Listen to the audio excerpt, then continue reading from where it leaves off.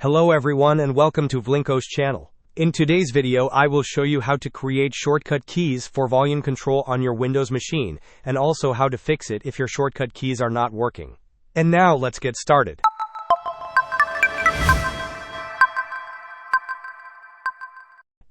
First, navigate to your desktop. Perform a right-click on your mouse to bring up the drop-down menu. From there, click on New, and then choose the option that says Shortcut. In the Create Shortcut window, you will need to enter a specific command. Type the following: sndvol *F9*1. You can also copy this exact command from the video description below and paste it directly into this window. Ensure that the command is entered precisely as shown. After pasting the command, click Next. On the next screen, you can assign a name for your shortcut.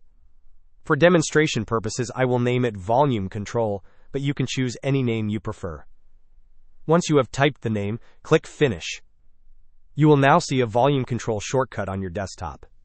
If you click this shortcut, it will open the volume control panel. To assign a keyboard shortcut to open this panel, right-click on the shortcut you just created. If you are on Windows 11, you might need to click on Show More Options to find Properties. Otherwise, you will see Properties directly. Click on Properties. Within the Properties window, go to the Shortcut tab. Locate the shortcut key field, click on it to highlight it, and then press the key combination you wish to assign.